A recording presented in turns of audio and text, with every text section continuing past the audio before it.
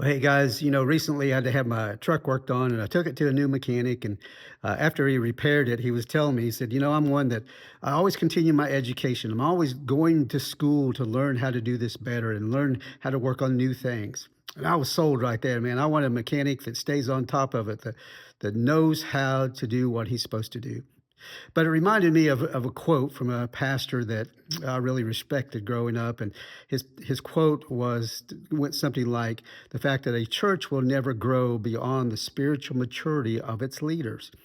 And that really always has stuck with me for years, that we as church leaders, if you're a minister, or if you're a youth minister, if you're an elder, you're a deacon, you're a Sunday school teacher, whatever, you're leading in some way, that those people that are under us will never rise above, or most likely not rise above, our spiritual maturity. So we can't expect more from the mechanic than we expect from our leadership in our church, that we have to continue to grow. We have to be in God's word every day. And I'm not just talking about like reading one verse and reading a devotional and going, okay, I'm good. No, digging deep into God's word and growing it in yourself.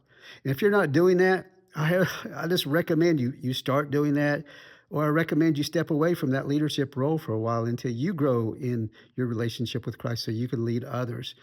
But the fact is, Hebrews chapter 13 tells us that we're supposed to obey our leaders in our churches because they're looking after our soul. That's a vital role in the church. But if they're not studying the word, how can they lead us biblically? So we need them. We need them to grow themselves to guide us in our leadership, because he goes on in the same verse. He says, because they will give an account one day. I always thought, man, what a scary verse, that those of us who take on these leadership roles in church, that we are going to give an account on what we taught, what we did, how we treated people. And so we got to take it serious. We got to humble ourselves and say, you know what? I can't do this without Jesus, and I wouldn't want to do this without Jesus. Now, maybe you're not a leader in the church, but maybe you're still a leader. It could be leading your family. It could be leading at the workplace. It could be leading in a school, whatever the case is. You need to be in God's word, because these people are looking to you to know Jesus. So my encouragement is, man, pray for the leaders of our churches. Encourage them to get in God's word.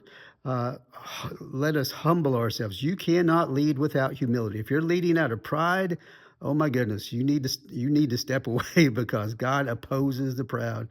But humble yourself, whatever your role of leading, humble yourself, and absorb God's word. So you can lead people in a deep relationship. Because, folks, let me tell you something. We see our world has turned upside down. It is nothing like it used to be 20 years ago, even. And we need our churches to be strong. We need our churches to lead. And we can't do it if we're not in God's word. So, love you guys. Hope you have a great day.